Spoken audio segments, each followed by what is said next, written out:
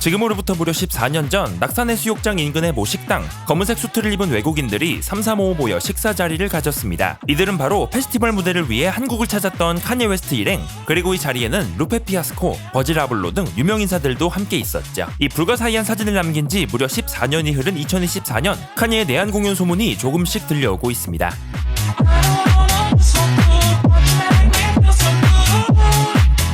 카니의 투어 담당자로 알려진 오스틴 테일러가 최근 강남과 일산 일대에서 목격되었다는 증언, 이후 인천과 고양시의 경기장 시설을 둘러보며 행사 일정을 문의했다고 하는데요. 또한 모 공연 주최 측에서 고양 종합운동장을 대관했다는 소식과 함께 더욱더 팬들의 기대를 모으고 있죠. 소문에 따르면 카니의 내한은 8월 중순 고양시에 위치한 체육시설에서 이뤄질 예정이며 팝업 스토어, 굿즈 판매 등 구체적인 프로모션까지 논의되었다고 합니다. 현재는 공식 발표를 앞두고 마지막 조율을 진행 중인 것으로 전해졌죠.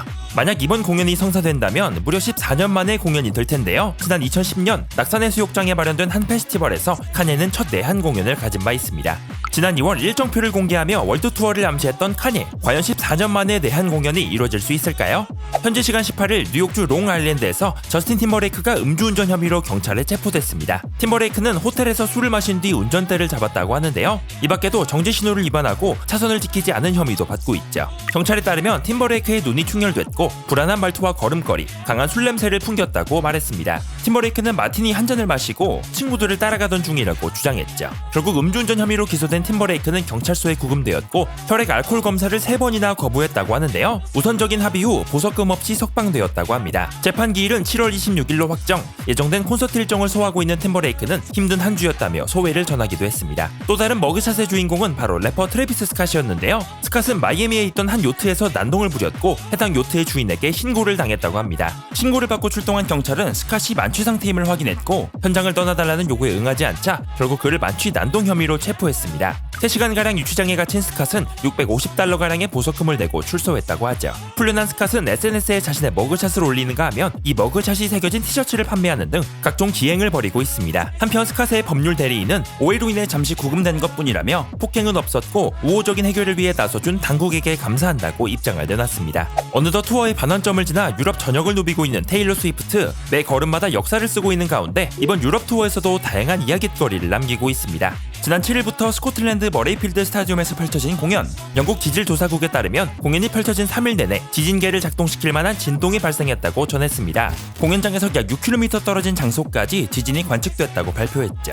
이는 과학적으로 지진임을 인정할 수 있는 수준, 특히나 히트곡을 부를 때 가장 큰 지진 활동이 발생했다고 합니다. 이른바 테일러 퀘이크는 이번이 처음은 아닌데요. 작년 7월 펼쳐진 미국 시애틀 공연에서도 2.3 규모의 진동이 감지된 바 있습니다. 뒤이어 13일부터 펼쳐진 리버풀 안필드에서의 공연, 첫째 날 무려 6만 2천 명 이상이 입장하면서 안필드 개장 이래 역대 최다 관중 기록을 경신했습니다. 종전 기록은 1952년 펼쳐진 리버풀과 울버햄튼의 FA컵 경기, 당시 6만 1,905명이 입장하며 최다 관중 기록을 세운 바 있죠. 3일간 펼쳐진 안필드에서의 공연에는 대략 18만 명 이상이 입장한 것으로 집계되고 있습니다. 마지막으로 8월에 있을 유럽 투어의 마지막 일정, 5일간 펼쳐지는 웸블리에서의 공연에는 대규모의 팬들이 몰릴 예정인데요. 이때 일시적인 서비스 인플레이션이 예측되면서 영국 중앙은행이 금리 인하 시기를 늦출 것이라는 전망까지 나왔습니다. 8월에 있을 콘서트가 물가 지표에 큰 영향을 미칠 수 있다는 분석, 경제학자들은 중앙은행이 금리 인하 시기를 쉽게 결정하지 못할 것으로 예측하고 있죠. 이렇게 전 세계를 뒤흔들고 있는 테일러 스위프트의 디 에라스 투어, 오는 12월 8일 밴쿠버 공연을 끝으로 대단원의 막을 내리게 됩니다. 켄드릭 라마가 선보이는 웨스트 코스트 힙합의 진수, 뜨거운 열기로 가득했던 더 팝아웃 콘서트가 성황리에 막을 내렸습니다. 켄드릭 라마를 중심으로 닥터 드레 등 웨스트 코스트 힙합의 전설과 친구들이 함께했는데요. 캘리포니아 잉그루드에서 펼쳐진 콘서트, 특히나 미국의 흑인 노예제가 완전히 폐지된 날인 준틴스에 열린 콘서트이기에 더욱 뜻깊은 의미를 지니게 됐습니다. 켄드릭은 이번 콘서트에서 고향인 컴튼에 대한 사랑과 현 힙합씬의 제왕이 누구인지 증명했습니다. 빨간색 후드티와 스냅백, 십자가 펜던트 체인은 웨스트 코스트의 전설 투팍에 대한 경의를 표한 것으로 보였죠. 또 드레이크와의 디스전에서 승전보를 올린 트랙 날라이커스 무대는 그야말로 압권이었습니다. 무려 5번이나 연속으로 불렀고 2만 명의 소름 돋는 떼창과 함께한 무대는 그야말로 드레이크에 대한 확인 사살이나 다름이 없었죠. 인터넷으로 생중계까지 된 이번 콘서트, 캔들에게 완벽한 승리라는 평가와 함께 연일 커뮤니티를 뜨겁게 달구고 있습니다. 기다리고 기다리던 에이셈 라키의 새 앨범이 드디어 베일을 벗기 시작했습니다. 얼마 전 파리 패션 위크에서 런웨이 쇼 아메리칸 사보타제를 런칭한 에이셈 라키. 쇼 말미에는 본인이 직접 등판하며 앨범 발매 소식을 알렸습니다.